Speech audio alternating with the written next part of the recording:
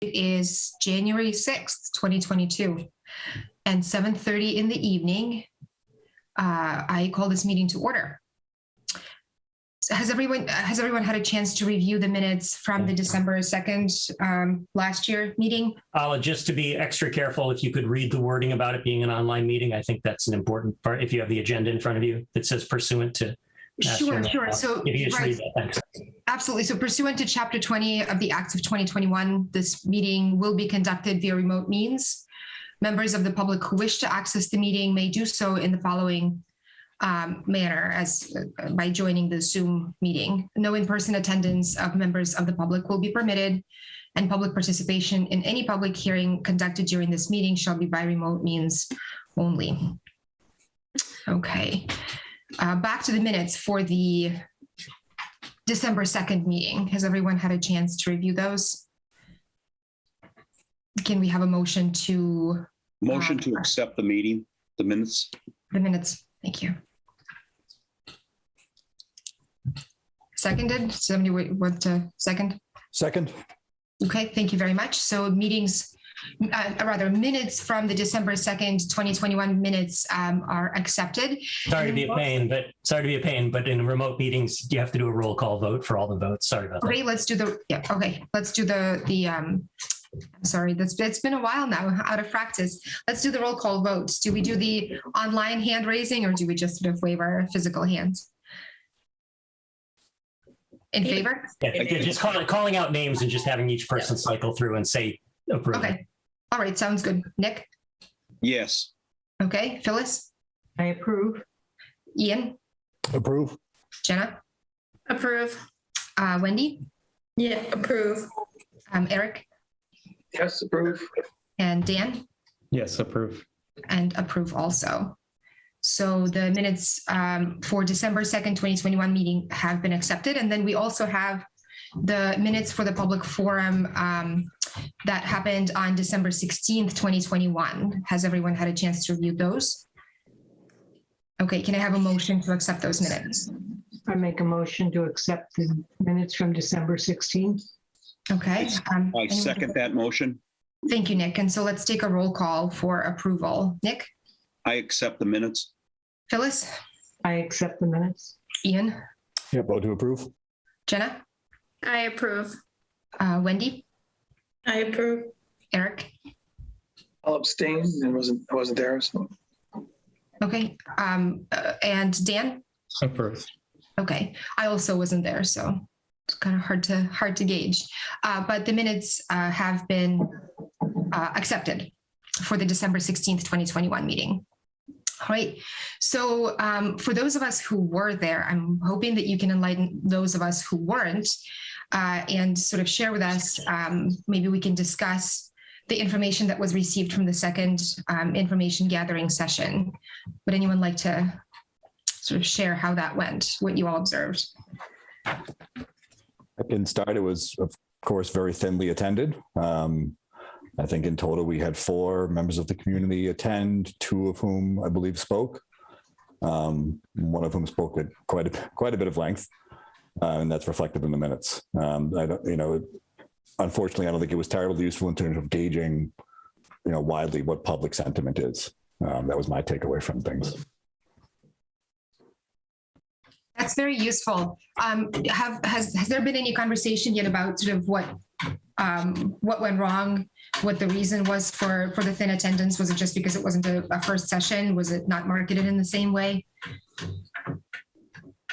I think possibly it's just the time of year. Mm-hmm. I have no evidence of that, except that December 16th in the evening is probably not the best time of the year to hold a Zoom meeting for people. I agree with Phyllis. That makes sense. So as a takeaway from this exercise, I suppose this discussion would be rolled into the discussion when we later in the evening today, when we discuss if we want to have any more information gathering sessions, and if so, how many, and in what means. But it sounds to me like before the holidays was not a great timing to hold them, and holding a session on Zoom did not help very much. So I imagine that the folks who attended, their speeches have been entered somewhere, right? We have them saved somewhere. So one of the things too that I've been working on that I meant to share with you all, well, actually, I'll share it with you all when I finish, is I started an Excel sheet of sort of all of the comments tabulated.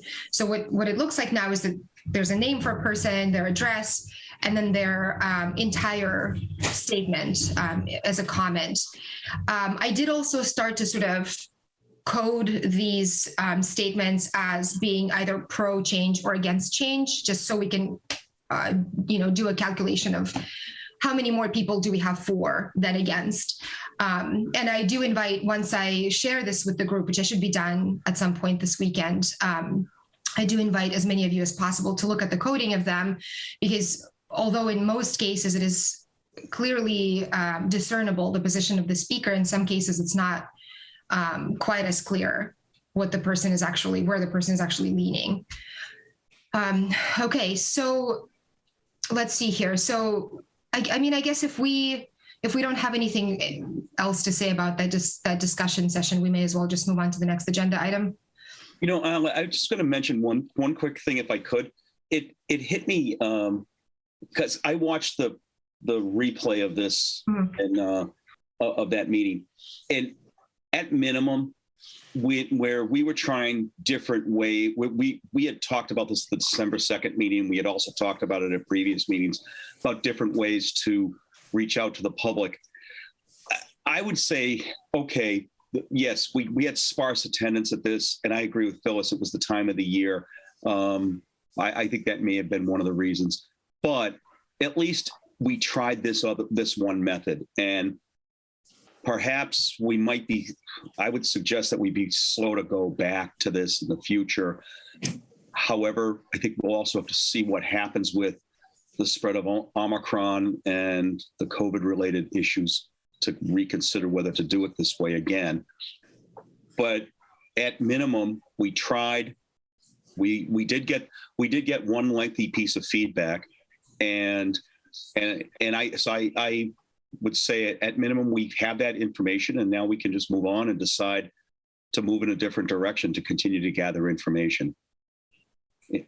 I think that's a very valuable point. Right. So exactly, as I was saying earlier, is there may be a lesson to take away from this to say, this didn't work, so what should we do differently for the future sessions? So is your sense then that it really just was the timing because it's the end of December and the holidays? Because I would have, if I had been predicting this, I would have said that more people would be in attendance on Zoom because it's on Zoom and it's more convenient, right? You can just pop Zoom on your computer as you're preparing dinner or what have you. But it turned out not to be the case. So is it just really timing in terms of the calendar? My suspicion is that it's not just the timing. Yeah, mine too. I don't think that Zoom is quite as popular as we might think it is. And I remember that very week, I was at the Women's Club meeting, and I made an announcement again, as I had done the month before, about the meeting, and emphasized that it was Zoom and that it would be easy for people to attend. And of course, there was no one. And I just get maybe it's just a sense I have, is that Zoom is not all that popular. I mean, if you have to use Zoom, you do. But to voluntarily attend a meeting of that sort via Zoom, I just don't think it's valuable. I think it was one of the most awkward things I ever did. It was awkward. Hard to get people engaged. There's something about being with people, and when you're talking into a screen, I don't know, I didn't feel as connected to the people that wanted to speak. So I think in person works better. I would just, certainly agree that in person is preferable. I think one of the things we should keep in mind is that one of the reasons we did this was for folks with younger children, and I'm including myself here. And having spoken with numerous friends and some people that aren't friends that I just know, the time of the meeting was not great. 7 o'clock is not good if you have young kids. So if we did consider a remote meeting again, if we wanted to attract a younger audience, maybe consider just pushing it back a bit. We were done by, I think, 7:35, which in most folks' houses is still kind of smack in the midst of bedtime when no one's going to jump on Zoom. I, again, fully agree. Zoom is not ideal, and as I'm sure Ala, Eric, and Nick can agree, taught into a screen for too long than I care to remember. And Jenna as well, I'm sure, right? It's not as engaging, but I think there are many folks that have become quite familiar with it and are used to its awkwardness and can work within the kind of the structure of it. So I would say if we need to do this again, we consider just the timing of the meeting perhaps as one factor. That's very helpful. I think you're spot on too. 7:30 to 7 o'clock to 7:35 is really just bath time, bedtime. So maybe later in the evening, do you think, or maybe over the weekend in the middle of the day? Either or. It's, again, there will be no ideal, but I think either of those would probably be, if we needed to do an online meeting, I think either would be preferable. Okay. I would recommend a weekend rather than later in the evening. Okay. Just thinking back to my days when I had, to get the kid into bed and then get myself into bed because I had to get up and go to work. And I had to get up early. There was no way I would have attended a meeting that would have been anything past 7 o'clock. So I think a week, if your objective is to attract people that have young families, sometime on the weekend that maybe, there aren't that many sports now anyway, so it's not even going to interfere with sports. So a weekend might be a better idea. I'd like to put something on everyone's radar here, and that is sort of the discussion about the validity or the weight that we assign to remarks that are spoken out loud versus those that are sent to us via email from residents who sign with their address. It seems like we're sort of privileging inherently these remarks that, if not made in person, then are made in some kind of real time mode.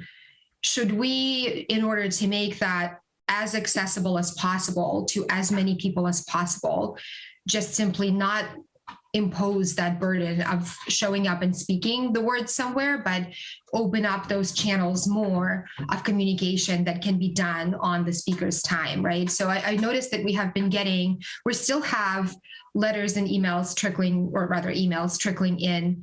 I noticed some names of folks who have been sending in emails who I know for a fact have small children, folks who would struggle to probably even connect on Zoom, not just in person. So should we just, instead of sort of hosting another information session, since the goal, it seems to me, after the first session, we kind of realized that it's not going to be us speaking at people. We're really just trying to gather feedback. Should we just open all those channels and try to solicit as many statements as possible signed with people's names and addresses? Can I reply to that? Please. Sure. Well, I agree that there are a lot of different ways to do this. And so to date, we've had an in-person information gathering session. We've had gathering of the emails and reading them at that meeting, and now the Zoom modality, if you will. So we really have 3 different ways that we've been seeking information and input from the public and from residents. And that, I think, is important, just to be able to reach and touch and tap into as many different ways as possible. I have communicated with the school department, and from that communication, a couple of things came about. One was the creation of 2 draft surveys, one that potentially could go to Westborough High School students, to that population. Another would be to go to adults who are connected to the school system. So I think that going to some kind of a survey model also, not to say, well, let's cut off one method and then just exclusively go in another direction. I think it's beneficial for us to be able to reach out in a lot of different ways, and gathering the information through emails as we did. And if there was a letter sent, I don't think that we've actually received a formal paper letter of some sort. I don't believe we have, but ultimately the idea is for us to gather the information. And then ultimately what we're going to have to do is to start making some decisions about what we're going to recommend.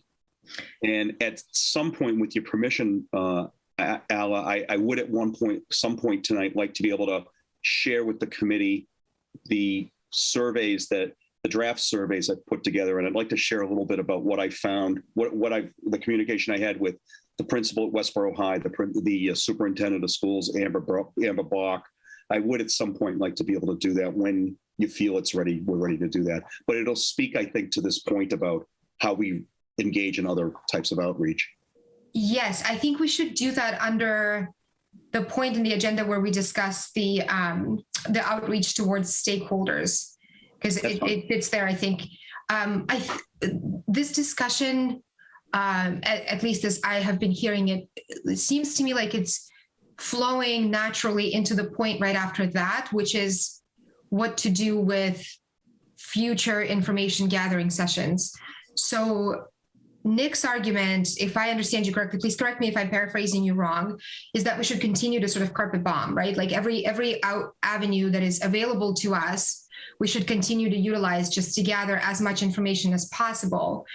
The question, I'm not at all opposed to that. My question is, how much longer do we do that? And when do we consider ourselves done? Because I know that we're starting to receive multiple statements now from the same people.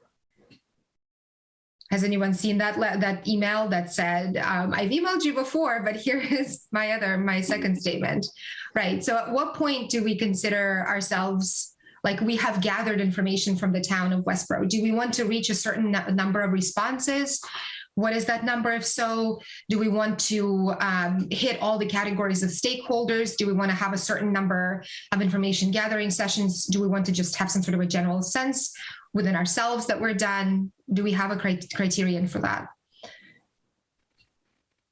Did everybody see the email I sent? Mr. Gary Bowman came in the office and he had put on Facebook. I don't do Facebook, so I didn't see it, but he came in to share what had happened. And he put out, just how he felt about it. Unasked, but he knew he had heard about it. And he had, I think now he's had over 200 comments made. And I don't know, maybe that's a way to reach out to people, because he got them in like one day. And so he came in and I was shocked to see how many people responded to what he said. And it was good and bad, there were good comments, bad. Whoever controls what site that was, The Heart of Westborough. The Heart of Westborough, turned it off at one point, but then put it back on, and the more responses came in. So, maybe that's something we should look into, because I was shocked at how many responses just from that one comment. And I don't think he gave his opinion and how he felt, and others joined in with whatever they felt. So I don't know if that's something, we should look at, because it certainly touched a lot of people. Part of the problem, I did see that post. I saw it actually when he posted it. Right, same, yeah. That he eventually got 200 responses. Yeah. But I do specifically remember that people who were responding, and this is the problem we would face with something of that sort, is one woman said, well, I live in Southborough, but. And the problem with the response on Facebook is that we can't verify who is responding in terms of where they live and whether in fact they have, the only word I can think of these days, my vocabulary is totally destroyed, is legitimacy. But, because they don't live in town. And one of the things that we've been adamant about is that we determine that these people have a stake in the seal, and someone in Southborough doesn't. So I did read his response, but I didn't print it out and I didn't submit it because it didn't meet our criteria. Right, but we didn't put it out. So maybe we should put something out like that and say you have to identify yourself if you're going to make a comment, who you are and where you live. That would be asking people to publicly disclose on a social media page their name and address. On the Heart of Westborough, somebody previously threatened my life in a public comment. I had to call the police and everything. It's not a benign page. The Heart of Westborough is a group of 5,000 people that leans one way politically and is moderated by people who lean one way politically. So we would need to find a forum that is as neutral as possible and safe. And if it's safe, which is it even possible for a social media page, right? It would have to be closed off somehow. And then we run again into the problem of you can't get 200 comments when you are posting on a closed off forum. Phyllis is right. Many of the people who are members of the Heart of Westborough are not residents of the town, and they openly say that in many comments. Many are people who used to live in Westborough and since then moved away. Many are people who live across the country. There are lots of people who are posting who live in the South, right? So, they might have opinions on this because they're from Westborough and because they have opinions, and it's common for people on the internet to have those. But I just don't see a way to do it safely online on social media. Maybe I'm missing a tech point, in which case, please enlighten me. So to your question about, what's our criteria for how many comments we want, if that's going to be our yardstick, I think I like the idea of carpet bombing. It doesn't have to be this or that, all of the above. I know I wasn't there at the December 16th Zoom meeting. With the charge that we have from the town as far as a committee to try to do, in essence, bend over backwards to foment as much comment as possible. Even if we did a second Zoom and it didn't do well, we get to stand up at town meeting and say, here's what we tried. If our one Zoom call was in December, I can see people standing up after me and saying, yeah, you did it during a busy Christmas season. Obviously, I couldn't get to the call. So I'm thinking backwards design. 6 months seems like a reasonable amount of time, especially if we start to announce the committee will continue to seek feedback. You can drop off letters, you can email. We're doing another Zoom call. We're at the senior center, et cetera, et cetera. And we have 2 more months of this. And as far as the number of meetings we have, or whether we do another Zoom one or not, again, just think of us at town meeting 9 months from now or whenever, being able to quell any complaint. And there'll still be some, it's not going to be perfect, but that's where I'm coming from. Not if we have another one, only 4 people show up, so be it. But we get to say, yes, the first one was in December and the second one was on a Saturday from 9 to 11:30 in February, way removed from any holiday. So just in closing, I think all of the above. Wendy, have you gotten anyone dropping off letters at the town clerk's office? No. Is that? Yeah. So again, the fact that no one has is not as important as the fact that it's clearly a venue and it's another place we've established a possibility. So we can't control whether anyone will ever come to any meeting or ever email again. But what we can say when we report out is, here's all the things we tried. And we have this long laundry list. And and hopefully they will generate, the thoughts and comments. So that's just what I wanted to say about how much. I think trying to get to an arbitrary number that would be problematic versus a decent amount of time, 6, 9 months, whatever it might be in total. And by the way, we're already a few months into that. I wouldn't say 6 months from here. I'd say counting from when we first met back in the fall. How do we? Yeah, go ahead. I would agree with Eric. My initial response to, I guess it was Nick's comment, is that we need to put a time limit on it rather than a number of respondents, because we may or may not get, I mean, maybe we've actually heard from everybody who really cares. But we need to continue to have open forum. We need to continue to do what we're doing and make sure that it's advertised as we've been doing. But I think we've been doing a decent job of that. But I think, as Eric indicated, we need to put a time limit, whether it's 6 months or whatever.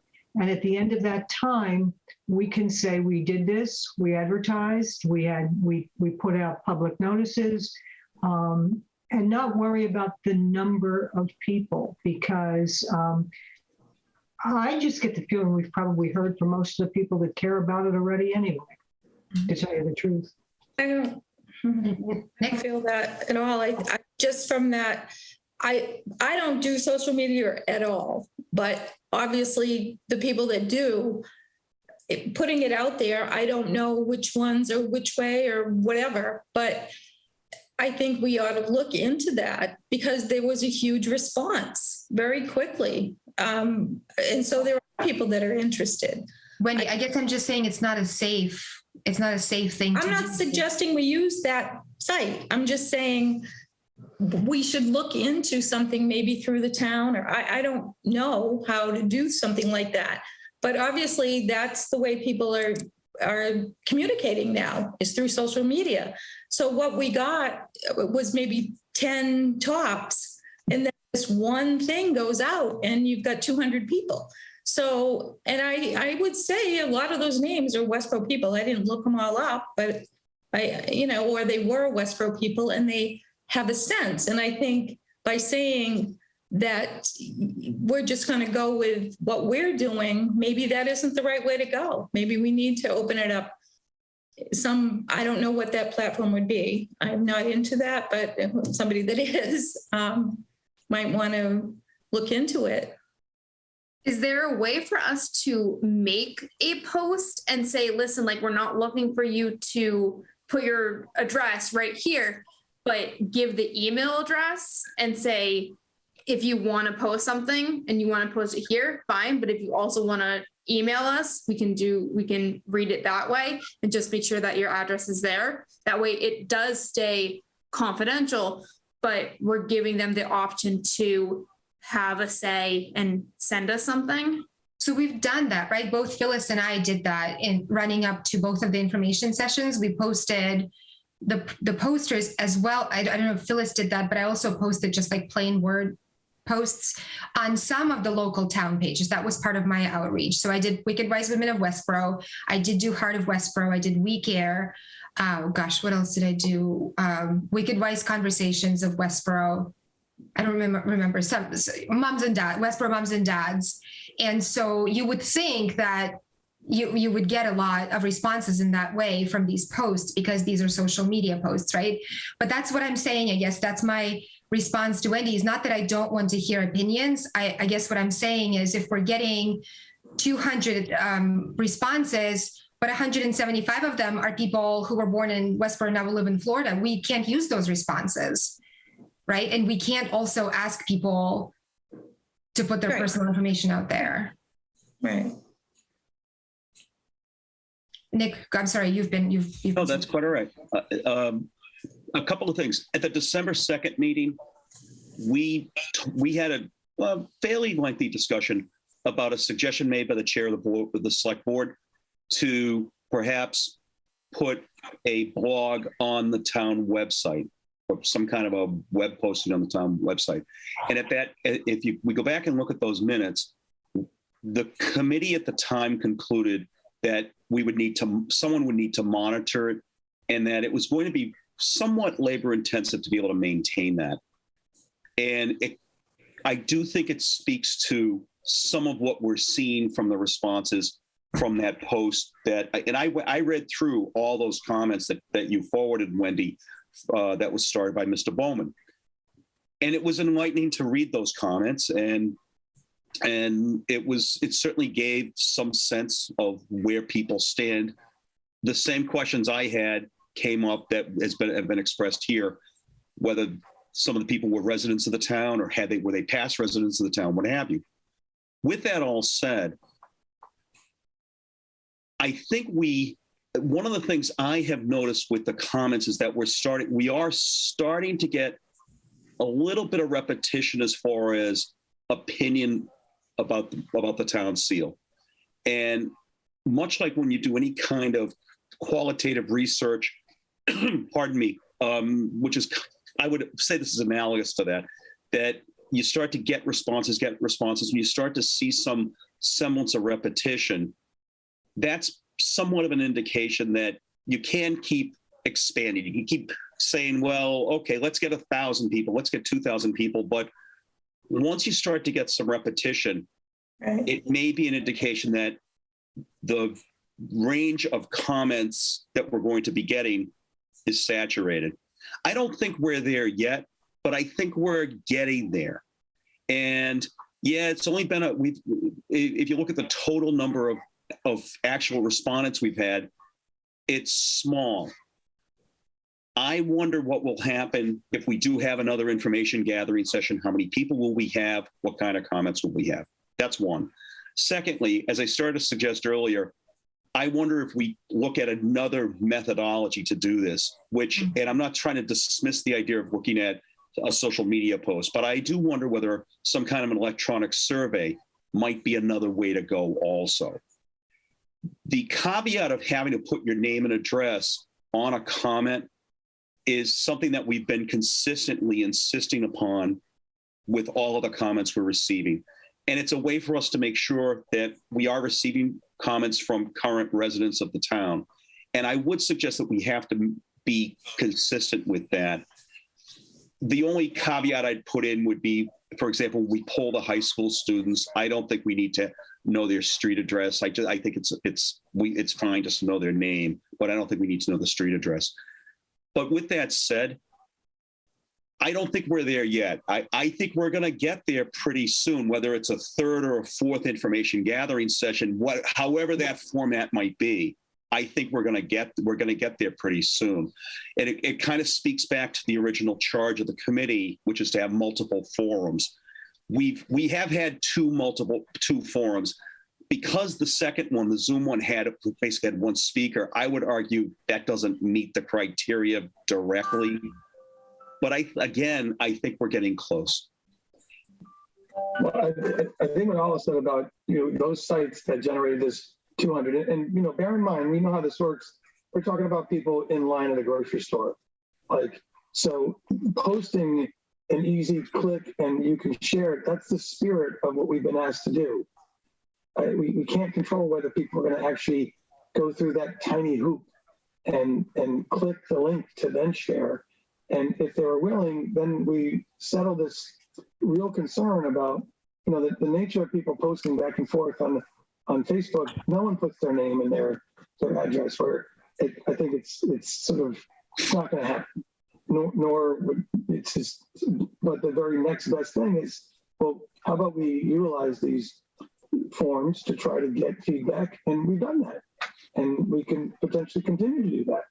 So I think I propose moving the issue and maybe moving on to what else we want to talk about tonight, and just continue with what we have been doing, which is using the media sites, social media sites, and saying, hey, here's a picture of the poster, here's a link, please come, or at least let us know what you want, what your thoughts are. I tend to agree. Unless we have any other sort of pressing remarks to share on this point, I think if what I'm taking away from this discussion is that we're all kind of leaning toward having more information sessions. We have one coming up currently, so we can discuss a fourth information gathering session, I guess later this evening.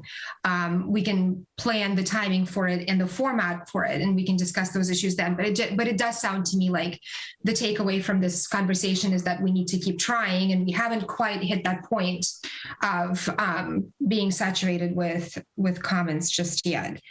Any final pressing thoughts on this before we move on to the next agenda item? Was my takeaway in line with what everyone's feeling about that? Okay, thank you. if you can give me like yellow Simpsons colored thumbs up. Okay, so in that case, we're a little bit ahead of schedule, which is always nice. Our next agenda item is to discuss outreach and response with diverse stakeholders in the community. And honestly, I'm really itching to hear what Nick has for us.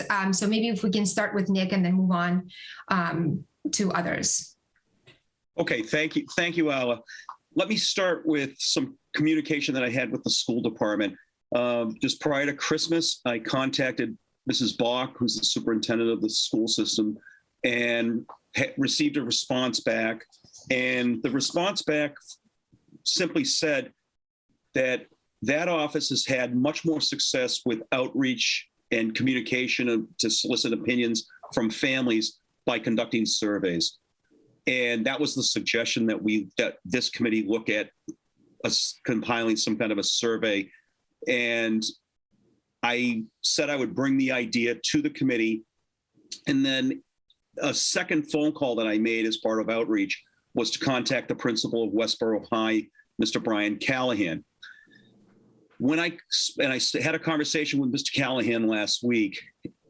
In that conversation, I suggested that would it be possible that we survey the student body at Westborough High, number one, and then number two, could some information be sent out to families and parents at Westborough High? And so there are two things at work. One would be something going from the superintendent's office to all families in the school system, elementary school, pre-K, and et cetera. And then the second would be go to the high school. I received an email this morning, or reply back. I sent a draft survey to Brian Callahan, and I know I shared that draft survey with the committee. With your permission, Ala, is it okay if I screen share what one of these looks like? I hope I do this. I can do this correctly. Let's see if I do this. It's been a while. Let's see. Okay. Hold on. The number of open tabs you have is giving me a panic attack. Yeah, welcome to my world. This is how I function. Let me just show you this one. This was one that I put together, and I sent this to Mr. Callahan. And again, it's a draft.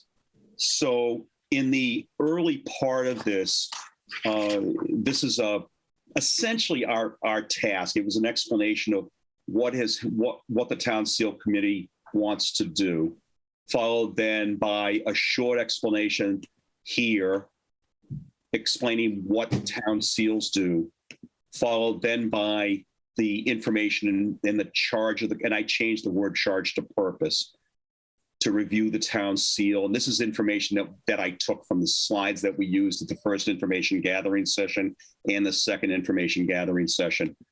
And then I added all the members of the committee. Is everybody good with this? Am I going too quickly, or are we all good?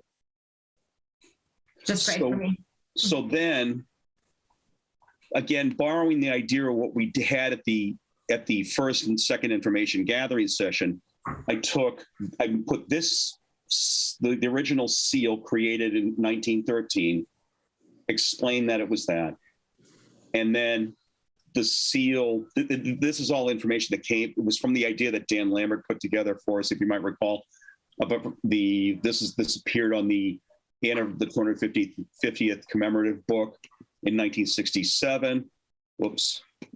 And then the current seal, explaining what I was unable to do in this survey was put lines to point out the different parts. I have not been able to figure out how to do that on this. Maybe one of you is more skilled with this than I am. I can send you an image of that slide if you want to drop that would be great. I'd appreciate that. I'll do that. And then, what is the name of the first and last name of the student? Do they live in the town of Westborough? I'm so sorry to interrupt, but they have to live in the town of Westborough, right? To go to school. Well, I was thinking through school choice, it might be possible there's a student from another community. Do we have school choice in Westborough? I wasn't sure, so that's why I don't think we do. We have teachers that chime in. Students go there. There are teachers whose children go to our schools that don't. Oh, I see. Yeah, I was about to say the same thing. So I wasn't sure. And just as a footnote, I'm going to read a reply that Mr. Callahan gave me today. So he read through this and went over it with some teachers. I'm going to mention it in a second. And then the three questions that we've been soliciting from the community. Okay. So with that all said, Mr. Callahan replied today, hi, Nick, thanks for sharing the draft. Quote, I had a few teachers take a look at it. We all feel the questions will accomplish the goals of the committee and be easy enough for students to give constructive feedback. The open-ended questions are a nice touch. Please let us know when this is finalized by the committee. We'll be happy to disseminate it to the Westborough High School student body, Brian Callahan. So with that said, I thought that I'm going to stop sharing for a moment. And with that said, I made a similar survey and I described it as a survey for adults. And it's essentially the same thing. I just have to find it. Hang on a second. But let me stop while I'm just finding this. And does anyone have comment, concern about that or anything related to? I have just like one or two small notes. So first of all, fantastic idea, really, really great idea. I know that the Westborough Public Schools disseminate a sort of a climate survey once per year. I know this because We Care, the organization that I run, works with the Westborough Public Schools with Amber Bach and Dan Mayer on incorporating questions about sort of racial justice climate in the schools. Every year it would be included in the climate survey. And so it looks like what Amber might have been talking about was including these questions into the survey into the larger survey that comes out. So I think that when they do that, so you are dealing with parents and children and maybe even teachers and staff in town or in the schools who are answering a multi-layered, very long survey, right? So the goal would be to make our insert as brief as possible. That's not pertinent to the survey that just comes out to the high school or a standalone survey that we would be doing. That's just if Amber Bach is putting in our questions into a climate survey.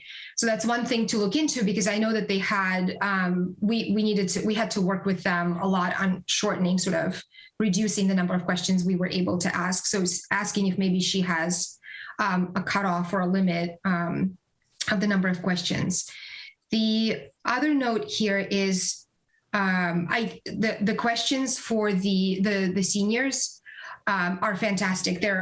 I agree with Brian Callahan completely that they are simple enough that they would be understandable, that the open-ended question at the end gives those students who are motivated just enough to write more of their thoughts, would allow them the space to do so. I do think, however, that we need to maybe shorten the preamble a little.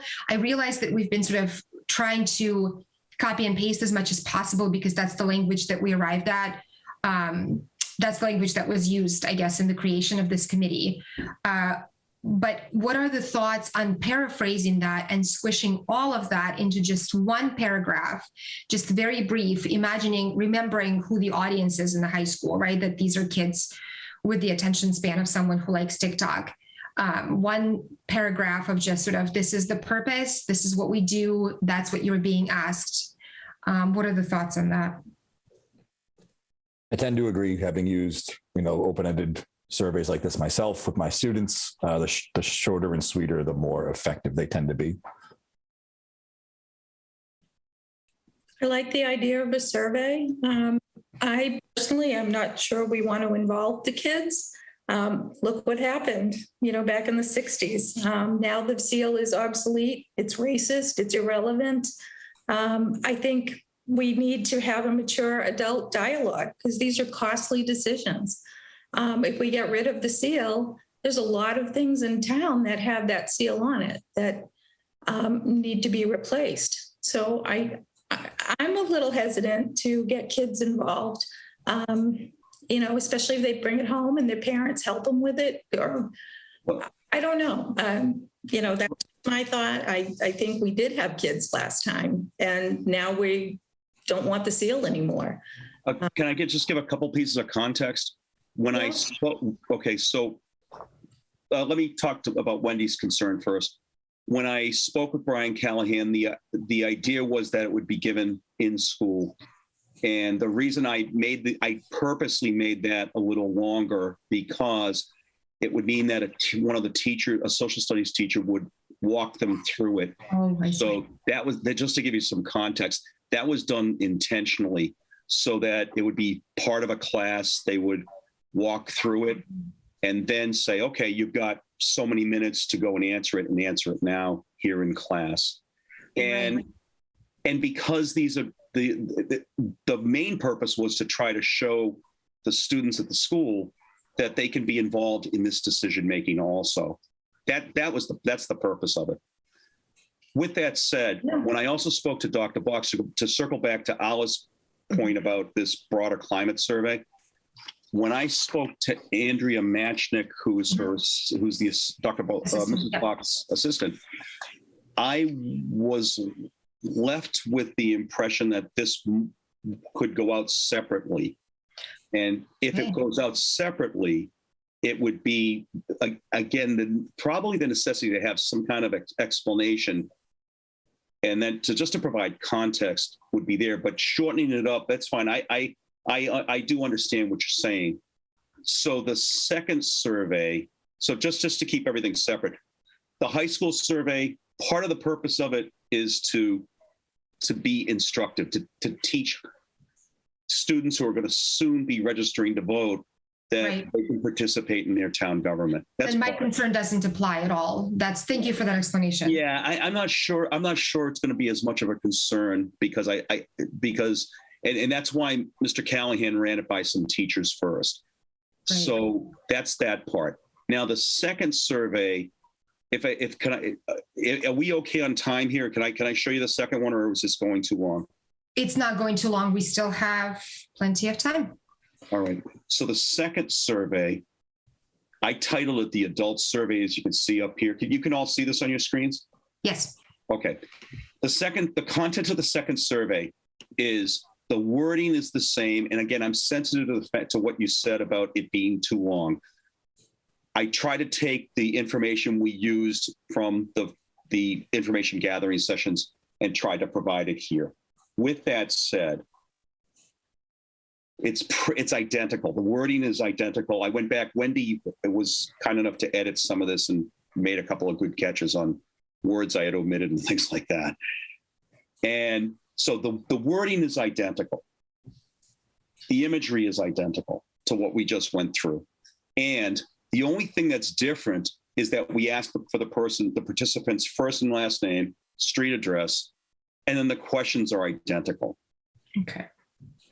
My thinking on this is that if we're going to continue to reach out to other groups, if we give this as a tool to reach out to other groups, so let's say we sent this was sent to the Rotary Club, then someone might sit down and send us some information this way. It might be another way to somewhat blend the idea of social media response with the opportunity to do this when it's not at a busy time of the evening. And it also might be a way for us to gather some additional information and then maybe elevate the quantity of response compared to what we've received so far. So I think that this might serve as a template for how we could go about going to now what would be a fourth way. Yeah, am I right? Yeah, a fourth way to reach other people. But I'm curious what you think, and what I'm looking for at this point. I'd like the permission of the committee after we discuss. I'm ultimately looking for permission from the committee to go back to Mr. Callahan at the high school to say the committee thought it was a good idea. Yes, we can go about it. Number one. Number two, then to go speak to Mrs. Box's office again and see if there's some way to send that out. And then number three, to see what you think about using it as a template to reach out to those, what was it, 16, 18 groups that we found in the community on the December 2nd meeting. So that's where I'm coming from with all this. Okay, I'm sorry to go so long, but I just thought it might be constructive and helpful. I appreciate that. I think this is very, very useful, and I think this is a huge. I think it's a hugely sort of useful tool to move this entire process forward. It's giving us a push. So I'm going to ask for your input now on these three things, just to get a sense of it. Sort of to substitute, I guess, this for discussion. So if we can just get a sense first on Nick's first question, which was whether or not we should even reach out with these surveys to the high school and to the other school communities. So surveys 1 and 2, how are people feeling about that? Are we in agreement that it's a good idea to do that? So you can raise your hand, or you can just briefly say yes or no. I would support. I'm not in agreement to do it with the students, but I am with the residents, the tax-paying residents of the town. So does that mean, Wendy, that you're not in agreement to do this with the high school, but you are in agreement to do this with the parents of all the schools in the town? So long as they're not the students? Any resident in the town, anybody. Okay. So right now, why don't we just address the first question? Because that would be the third.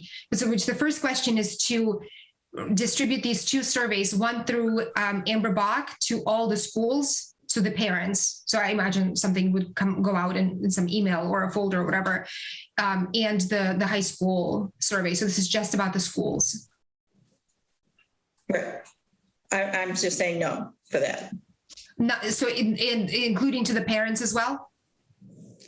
Well, no, if it's the parents, sure. So not to the high school, but yes to the parents. Any person that has a residence here, and adults, I guess that's what I'm. Okay, yeah. so you do not object to the channel of distributing this as long as it's not done to high school students. Okay, how about everybody else?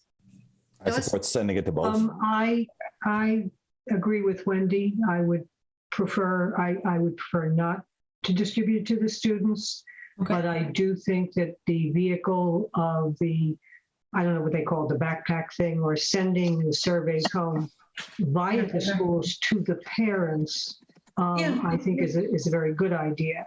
But I agree with Wendy in terms of the students. I really don't see a value in doing that. I mean, it's a very nice teaching method, as Nick pointed out, and it's wonderful for the teachers to use it as a teaching method, but I don't think it should be a feedback method for us. Okay, Dan? I'm in favor of distributing for both. I guess I feel like it's different asking students to design the seal like the existing seal versus just collecting their opinions. And I guess I also, outside of Nick's time, I'm not sure what the downside is in asking what these students think. Okay, Jenna? I'm all for having the parents have a say. I am a little bit hesitant with the high schoolers having a say in this. I mean, I guess my only hesitation is this something that is going to be taken seriously by everyone?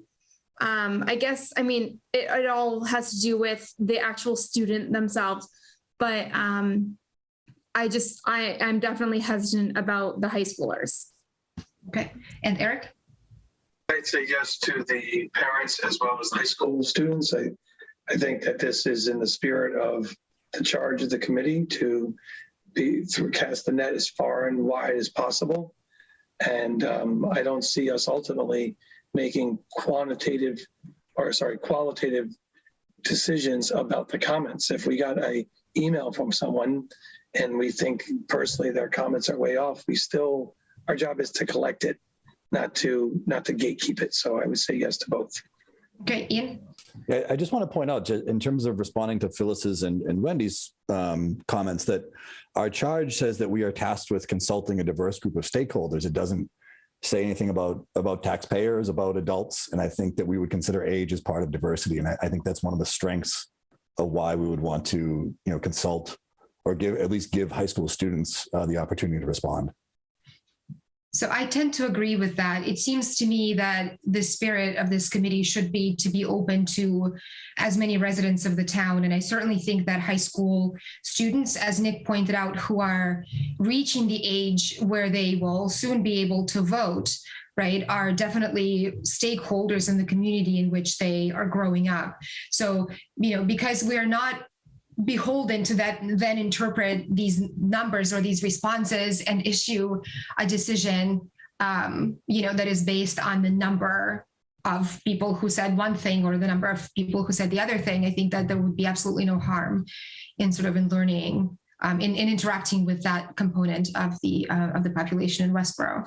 So go ahead. So if we're taking it that way, are we saying that a high schooler's opinion is more important than a kindergartner's opinion on this then? I don't think that's really reasonable. I don't think we're talking about sending it to kindergartners, though. We're just talking about the high school where students are approaching voting age. They are, more likely to be civically engaged. They're being. But if we're trying to get the diversity in age, then why are we stopping it at just high school? Get involved, friends get involved, and it becomes very emotional. And we're going to end up again, maybe, finding something that everybody thinks is really great. And in 50 years, we're going to have to change it again. Can I interject here? Yeah.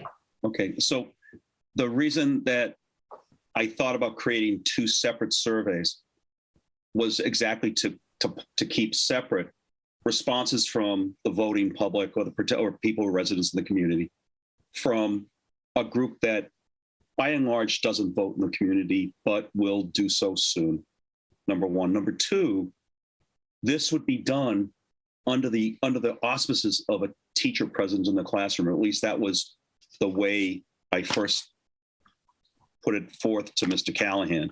So with that said, now what might get written, that's not going to be necessarily controllable, but that's the case with comments that we could get now anyway from someone who is a resident, or this kind of circles back to this discussion that we had about the Facebook page earlier tonight, that we're going to run the gamut of comments. It's just to give another slice of information, and all of us then can make a decision, and each of us individually will make a decision whether to vote to recommend a change or not to change the seal ultimately to the town meeting. That's ultimately part of it. It's just another slice of information from another constituency in the community. In this case, this community is on the cusp of becoming participatory voters in the community. And I also think there's something greatly beneficial and instructive to be able to teach a student, here's how one participates in our democracy. I really think that that's a substantially important piece. It's very, very different from having this happen with a first grader, just because of the time frame, the maturation, and the closeness with which they may register to vote. I think it's very, very different. I'd like to also just allay maybe one of Wendy's concerns about sort of what happened when we let students do that in the 60s.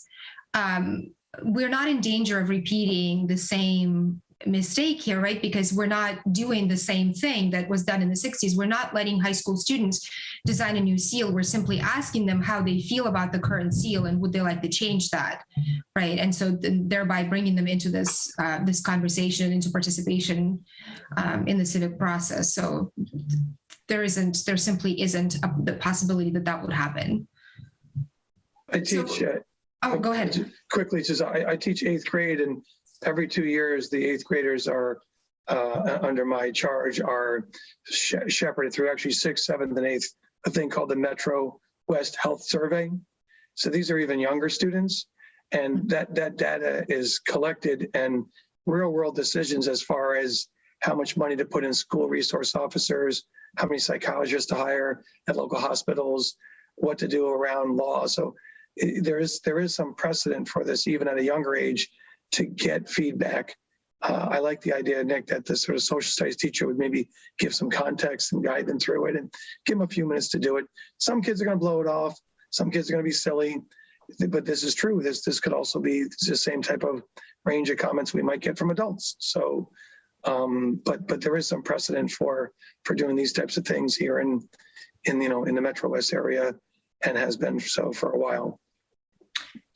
My procedural question now, I'm not sure if this is for John or maybe somebody else might chime in and clarify this for us, is since it looks like there is some disagreement with more people agreeing to distribute this in the high school than those in opposition to that idea, do we need to hold a formal vote for the record, or are we able to just say that we're on board with the survey being distributed in the high school and by the school administration in Westborough?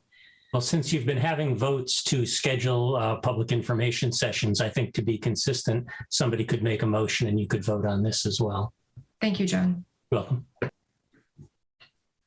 So I'll make a motion to, or do we want to continue the discussion with the other two questions? I should before. Why don't we get this one off the table so we can proceed to the next one? So a motion now would be appreciated. Okay. Can I make a motion to distribute the survey both to Westborough Public School parents as well as to students at Westborough High School as proposed by Nick? Okay. I'd like to second the motion, and I just want to could I ask you, Ian, to amend your motion to just use the words to describe the surveys as separate, that they would be separate surveys, not the same. So motion is to send separate surveys to Westborough Public School parents that ask for their name and address, and then to Westborough High School students that do not ask for a name and address in the proposed surveys. Sorry, they asked for a name, but not an address. Not the address. And the surveys are the ones drafted by Nick. And Nick, you seconded that motion? Yes, I did. Okay. So Nick, your vote? My vote is yes. Okay. My vote is also yes. Dan? My vote is yes. Okay. Wendy? Okay. Phyllis?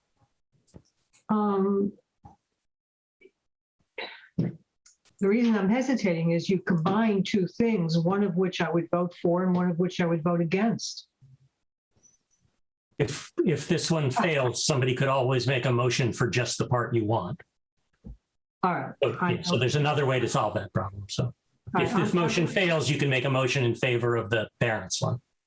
I'll vote against it. It's simpler. Okay. Ian? Yes. Okay. Jenna? No.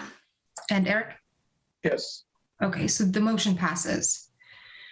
So that means that we will distribute this survey in the high schools and using the school administration in the town of Westborough, two separate surveys. The second question that Nick had to do with the wording of the survey and the individual components of it. So do we want to take the time to deliberate the content of the survey? Do we want to maybe or I'm not sure if we should be tabling this, but maybe we could do that over email if people want to sort of closely take a look at the wording of the questions.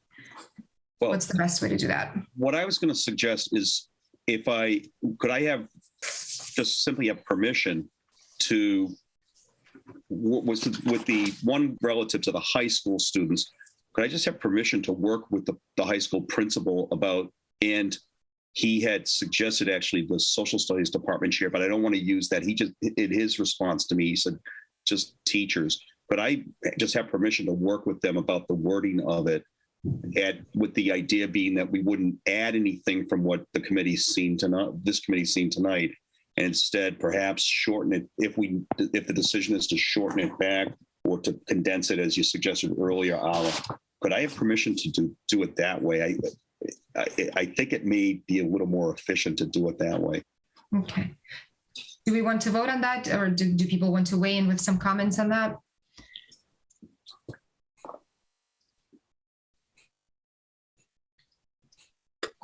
Doesn't look like there are comments. Does anybody want to make a motion to approve that, so for consistency? Sure, I'll make a motion that we empower Nick to do the fine tuning and potentially, for clarity's sake and brevity, making what we've seen potentially shorter. To work, I would also mention to work with the principal of the high school, right? Yep. On doing that. Okay. Would anybody second the motion? Second it. Okay. Nick? Yes. Okay. I vote yes as well. Dan? Yes. Wendy? Yes, I guess, since it got voted in. Okay. Phyllis? Yes. Okay, Ian, Yes. Jenna, Yes. and Eric? Yes. Okay, the motion passes. And finally, the third question that Nick raised, it was that, do we use this survey as a tool to reach other sets of, other groups of stakeholders in town? Which I happen to think is a fantastic idea. So what do we have? Do we have any thoughts on that, to use this tool to reach out to groups of stakeholders and solicit answers that way? I, based on the meeting earlier in December, had reached out to Westborough Connects, the Civic Club, WCLT, and kind of did, I think to reach out to them again seems perfunct. I don't know. I'm not that comfortable reaching out again and saying, hey, and could you also do this for me? I've already given them the link. They're fully in the loop. They had access to the slideshow, et cetera, et cetera, et cetera.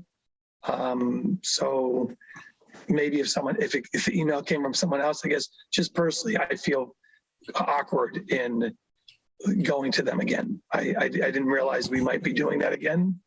And I don't want to, I won't sign up to do that again. It seems too weird.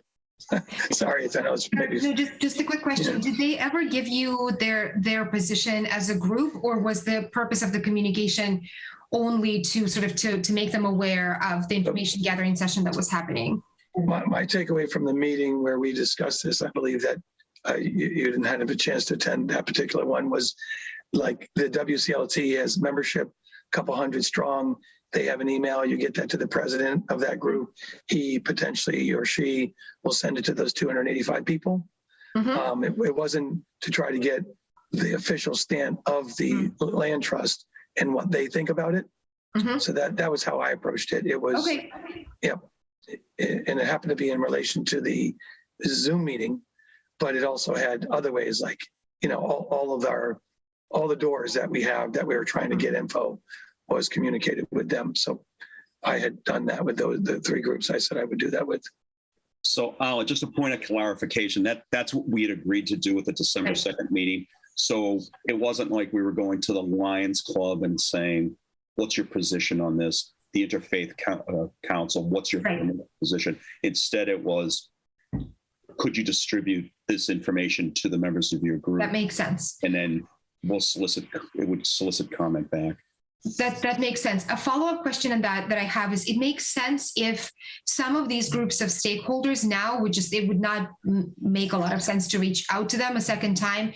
Is there anybody in the room who has a particular group in mind where you think that a tool like that really would be appropriate, where we could distribute something like that?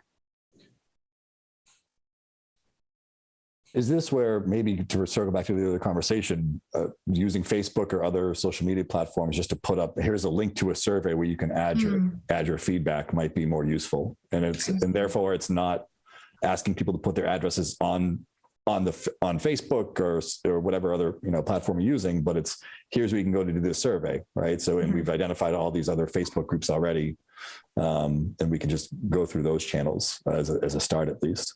I think that's a great idea. If Nick is willing to share the Google form that he uses for the survey, I'm happy to take that task. And to circle back to a comment where we started this meeting about why we didn't have many people attend the Zoom meeting on December 16. I think many of us did the outreach in those weeks coming up to coming in through the holidays.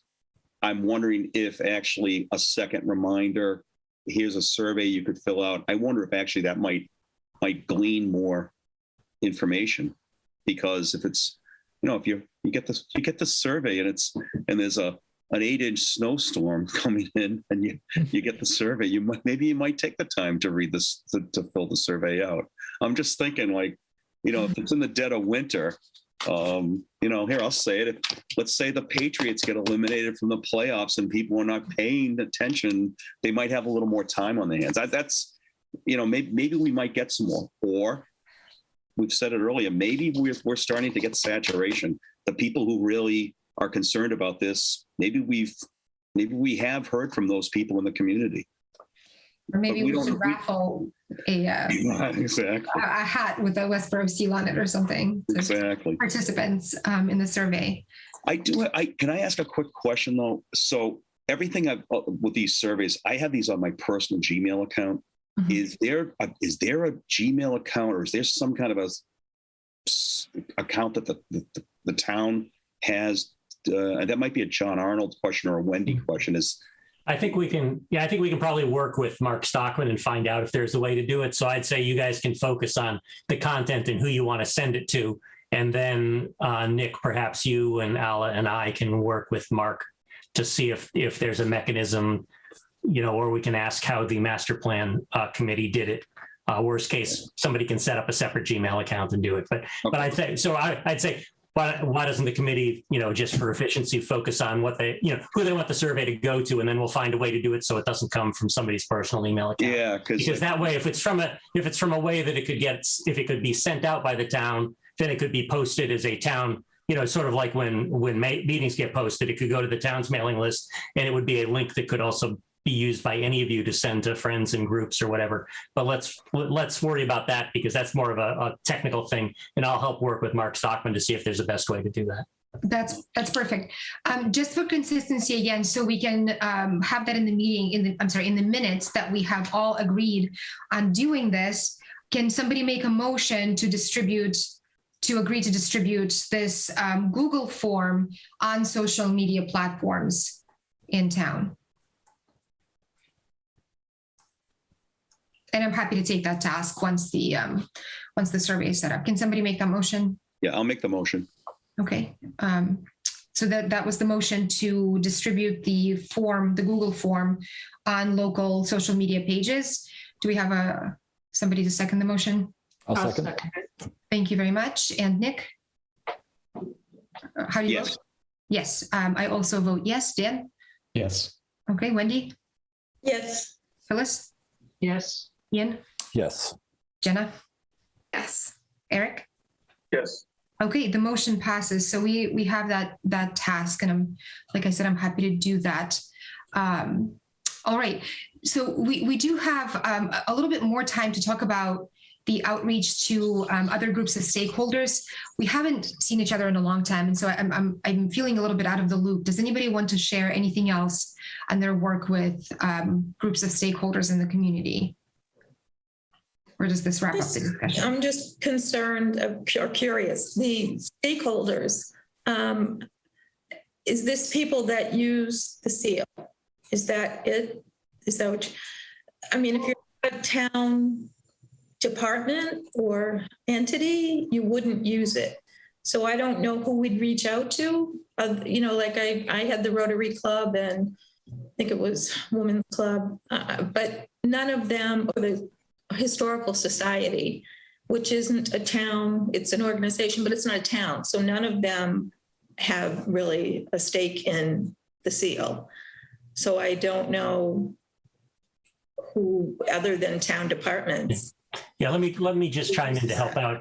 The use of the term stakeholder in the charge to the committee, as I understood it, is really that was offered up by the selectmen in the article, and I think that their belief was a broad definition of stakeholder, which is anyone in town who might see it or be impacted about it or have a feeling about it. So I don't think it's in the business sense of a stakeholder in terms of somebody who uses it or wears it, although I know they are stakeholders, but I think the intention in the charge was to think of a more broad definition of stakeholder, which is anyone who may be impacted by it, because the history of leading up to the creation of this committee is that it's whether it's a single use or not, it is one form of representing the town, and everybody who lives in town is somewhat represented by the seal. And so I think the intention of that term is the broad definition.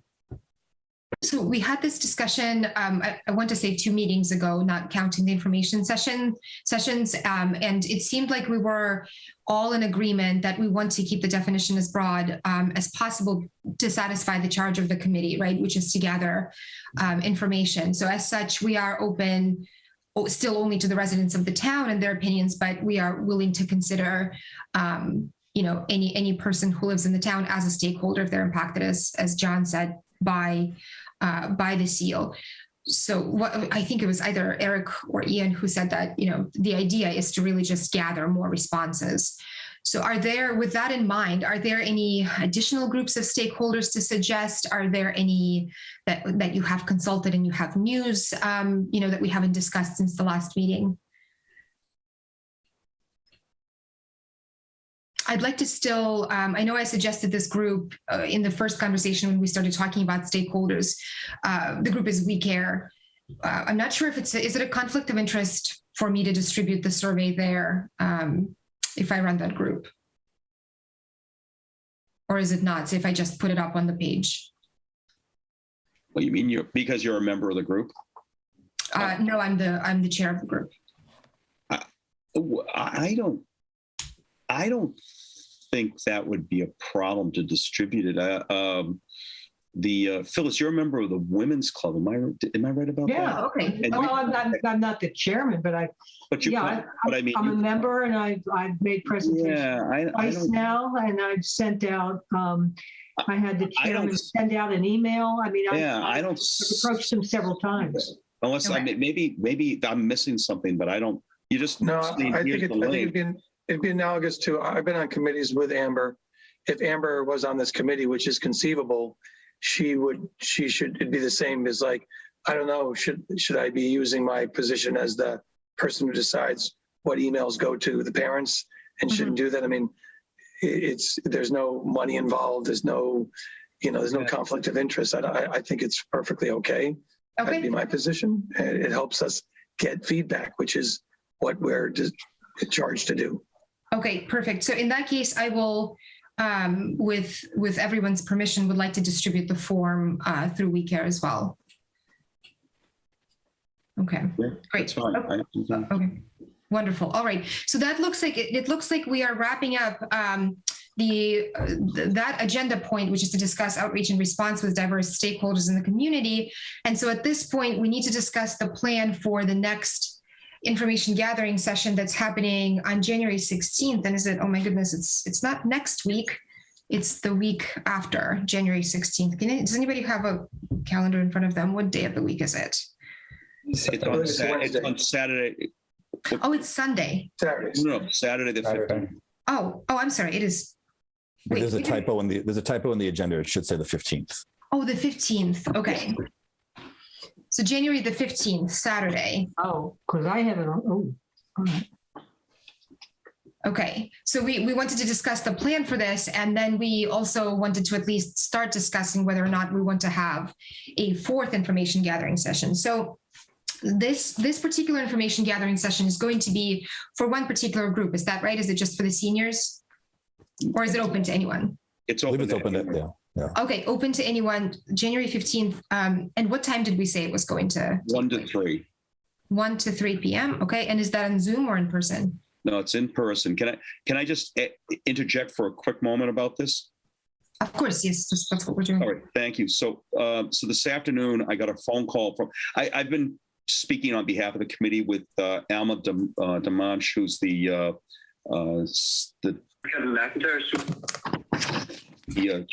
director of the senior center, and Alma contacted me this afternoon to just reiterate that she knows the information gathering session is scheduled for the 15th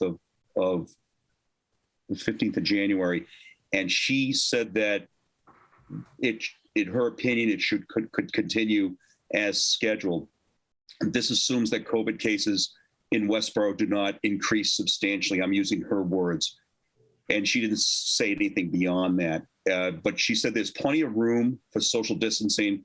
There's excellent audio visual availability in that room. And she thought that it could still continue. That meeting is a public meeting. So even though it's at the senior center and it's intended to make it easier for someone who's a senior citizen to attend, because Alma is going to run the shuttle bus that day to be able to allow people to come, it is open to the entire community. So when we talked about scheduling the time, et cetera, at the December 2nd meeting, the idea was to have it on a different day at a different time, and then also to have it at that location. And it was almost intended, I would argue, to counterbalance the idea of having it at night with a Zoom meeting, when that might be difficult on a lot of levels for people who were less tech savvy, unable to come out at night, or unable to come out as they would for the first session. So it was trying to go in a completely different direction at a different time of day, but it would still speak to the idea of having multiple public forums. So my conversation with Alma, I said, well, I would bring this back to the committee, and that unless the committee wanted to go in a completely different direction because of the COVID cases, et cetera, that we would continue to proceed. But I said, I said, I'm going to just assume that we will, but let's see what happens at the meeting. And I said I would get back to her about that. Thank you. Can I just read a mask mandate that came out yesterday? On Wednesday, January 5th, the Westborough Board of Health requires that everyone, including fully vaccinated people, wear masks indoor public settings across Westborough. The masking requirements apply to all individuals aged 2 years and above.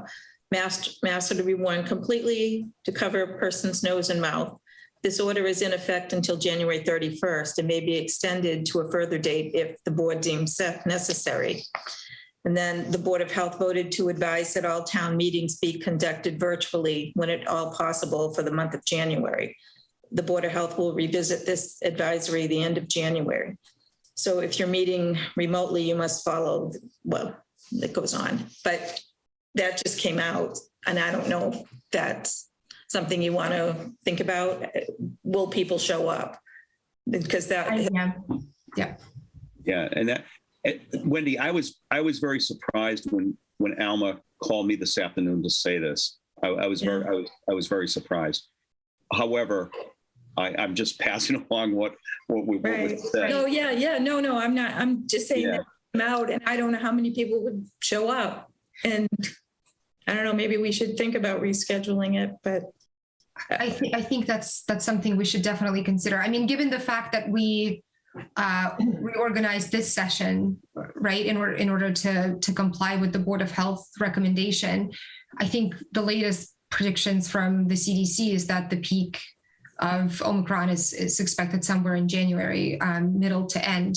So it just seems to me like if we want to increase the rate of responses and encourage attendance, then we should think about February. I think it would also just make more sense to space them out a little more, right? Since we just had one in December, given the COVID constraint, and sort of to give more time, I would say, to more people to maybe organize themselves to attend.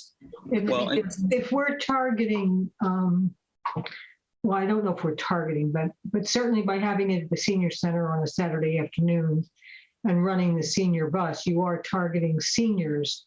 I have to say that at least where I live, which is an over 55 community, they have canceled every single event for the month of January. There are no public gatherings here. There's no nothing.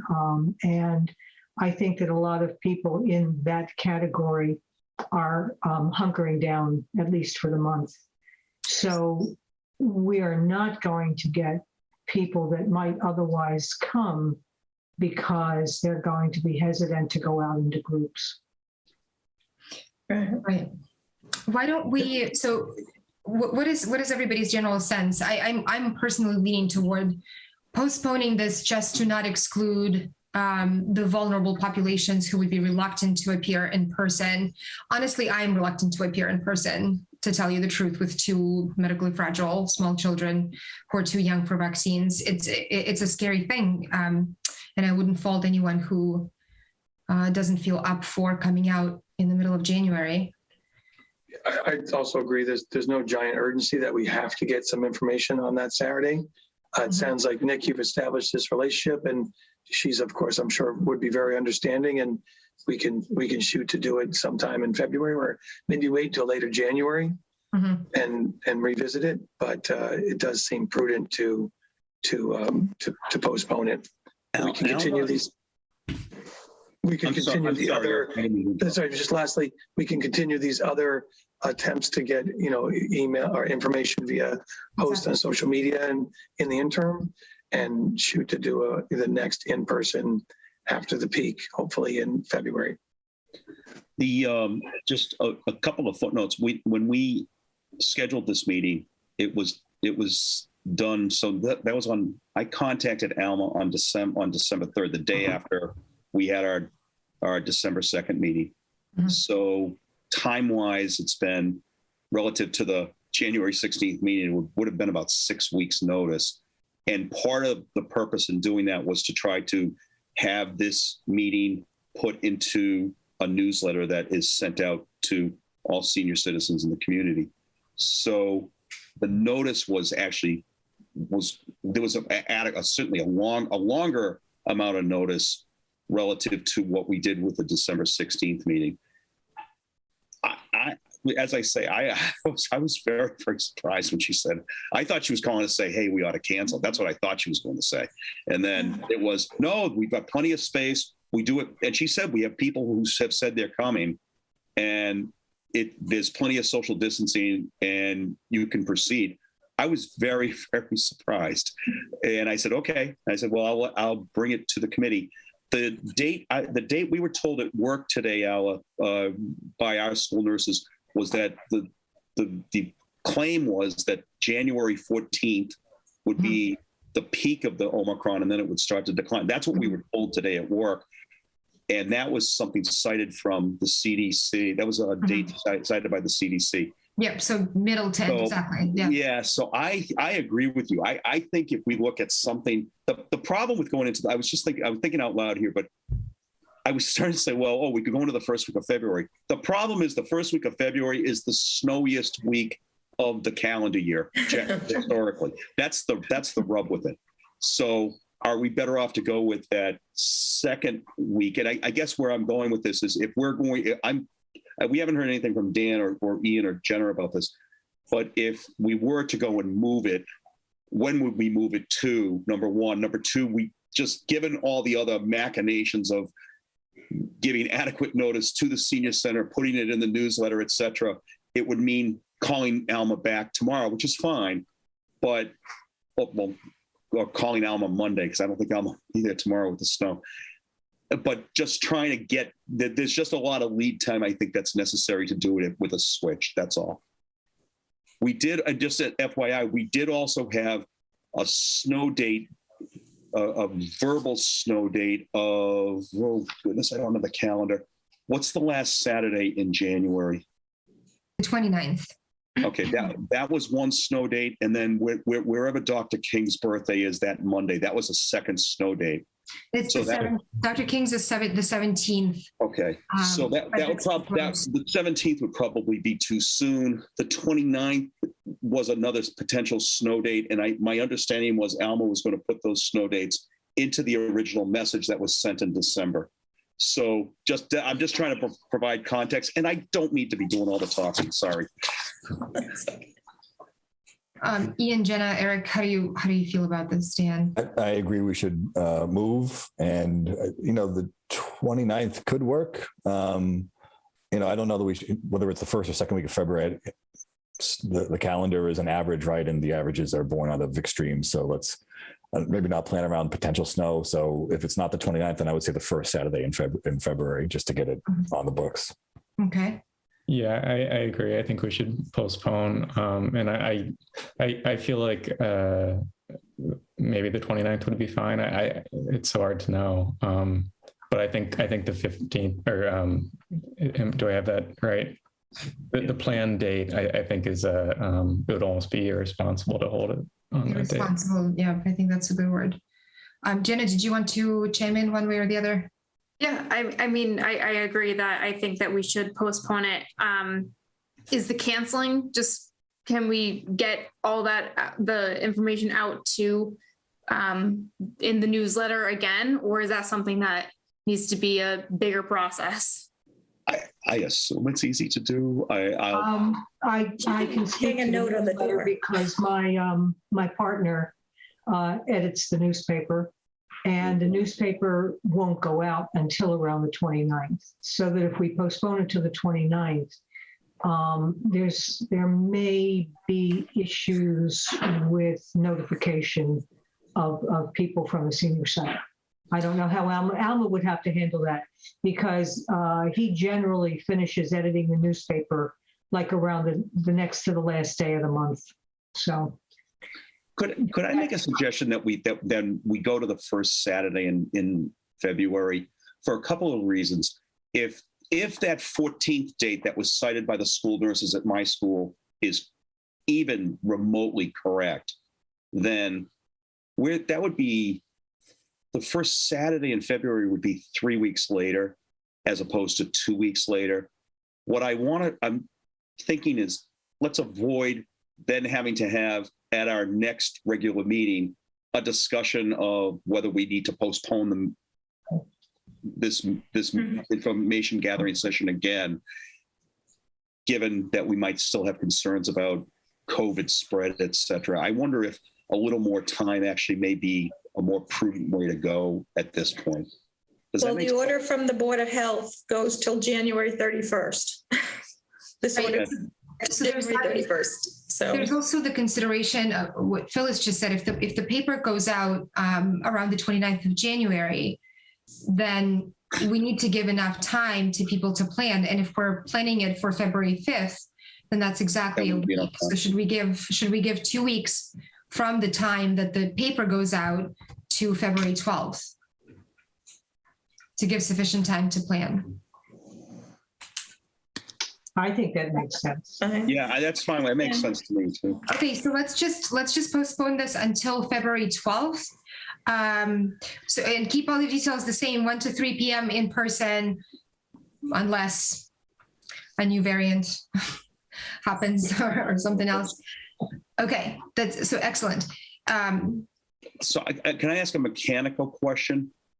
So canceling a meeting, Wendy, what do we do because that's already been posted. What do we do? Right. So you could just send a cancellation that the meeting's been canceled. Okay. All right. And then we go through so that means, so just to back up for a second. So that means then we have to do another press release, notify the media. We'll have to seal it to take down the sign at Lyman Street. It does mean Eric will go back to his drawing board and reconfigure another poster, but which is fine. I'm just doing all this in the back of my head. Like, how do we have to undo some of this to make sure that that's the case? Am I correct about that? Yes. All right. I think for Eric, does this just mean for you just switching that one date on the template that you already have? Yeah, that you're not redoing from scratch. Yes, it won't be hard to do, and I'll also put a little note on there. Subject to change, and I'll put the phone number to the senior center, just because it's such a fluid situation. But yeah, no, it's easy. It's easy to change it. Yeah, I'm not trying to make it sound more complicated. I'm a little bit of this is just me thinking out loud about which things I want to make sure that I'm just trying to cross T's and dot I's. That's all. I can send a poster type of thing to Alma just to have her put on the door at the senior center or the window that it's canceled. So if people going in, they would know. And okay, and then what remains for today is we need to set the agenda for the next meeting, and we need to determine the date of the next meeting. So if we plan to meet in January again, then we would need to meet remotely in order to abide by the recommendations of the Board of Health. But do we think we need to meet before this session happens in February?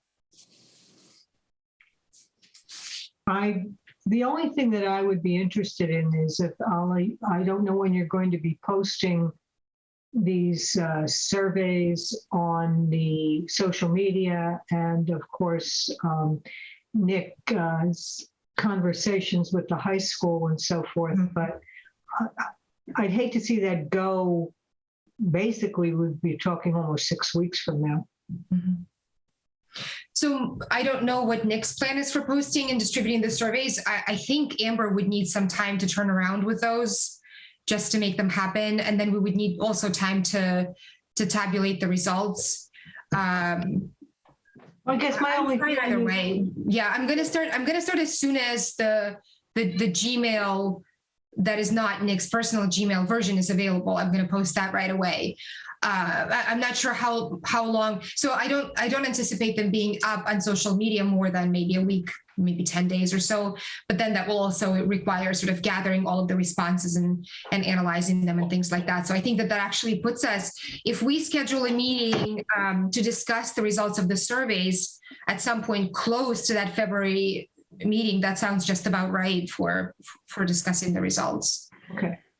I'm sorry, Phyllis. I was just going to say. I just don't want to lose sight of what's going to be happening. Well, we could put those two things on the agenda after the fourth information gathering session, which would be to discuss the findings of the survey and to discuss also how the session went. Okay, so that would bring us to the week of the 14th.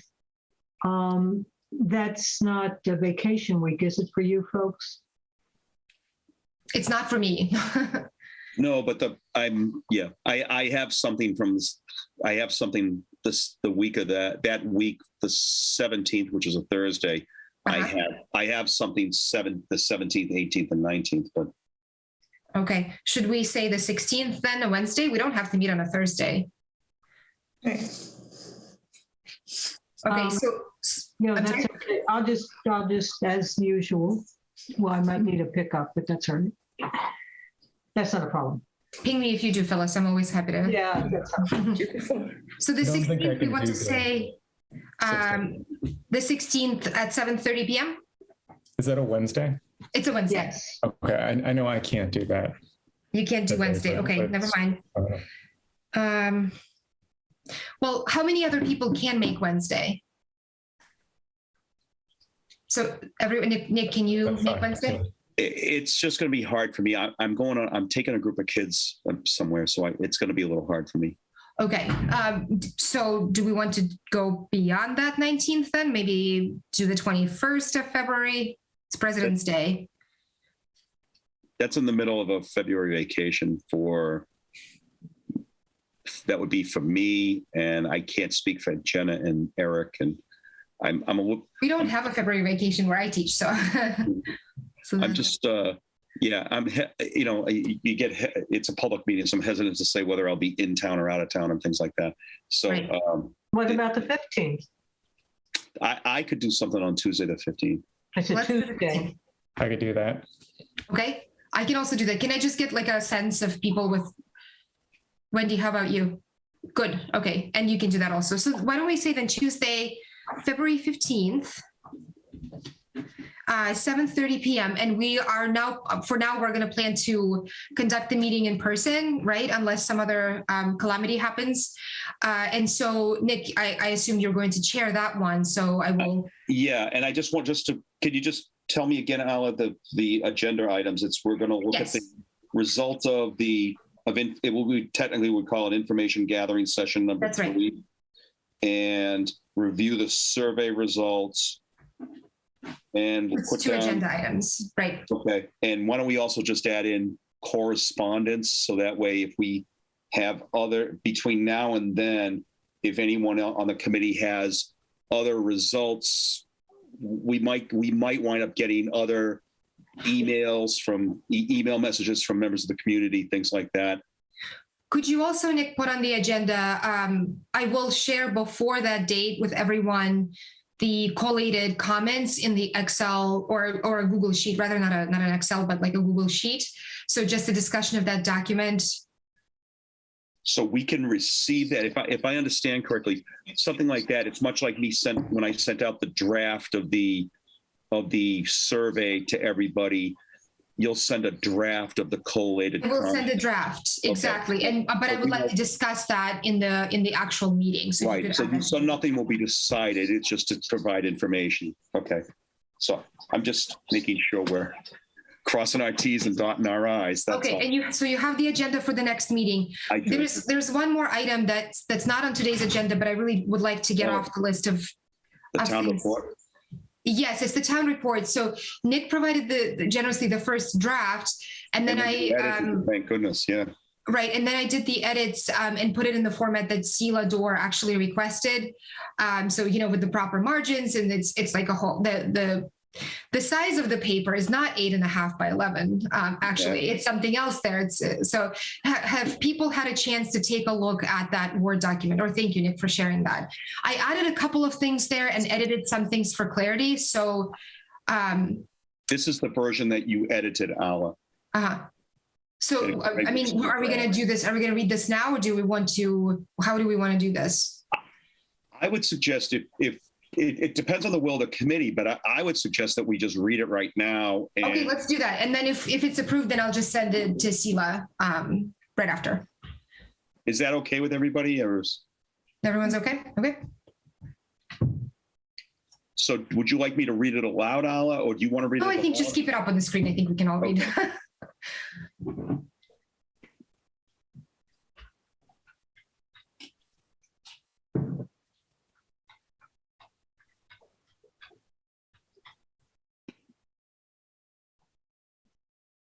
Is everybody okay? Can I start to scroll forward? You can scroll. Okay, if I'm going, speak up if I'm going too quickly, okay? These bullets we've all seen before.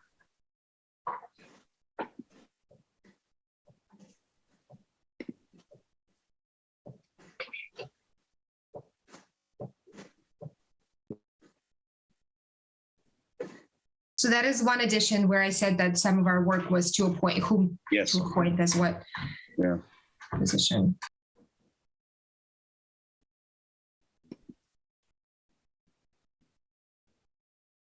Is the next paragraph.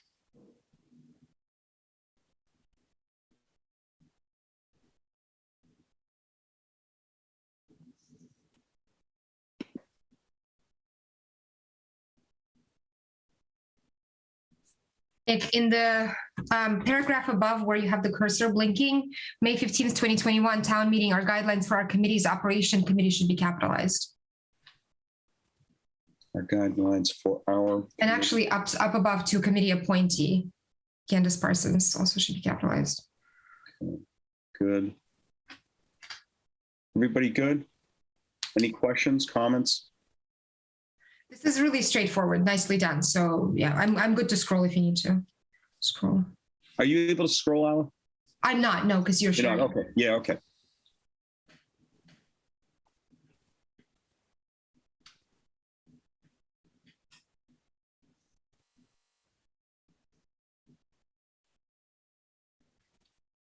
These questions, we've seen these multiple times. They're identical to what we had.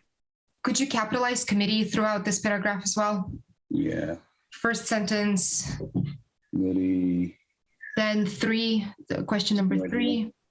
Mm-hmm. Okay. We're good so far, everybody? Just looks great. Please speak up if not, okay? Using these questions, and then the rest of it is, there it is. And there are our names, and that's the report. Nobody's name is misspelled. Check your own name, please. Everybody good? Any additions to this report, or are we able to send this off to Sila? Looks good. Thanks, Okay. Nick and Ala, for putting it together. So Ala, you'll take care of sending it off to Sila? Absolutely. I will send this to Sila. With that, can someone make a motion to adjourn? Motion to adjourn? Anybody to second? Good. Okay. This meeting is adjourned. All right, everyone. It was really Good night, lovely everyone. to see you all. Good night, everyone. February. Happy New Year. In the snow tomorrow. Take care, Bye, all. everyone. Bye-bye.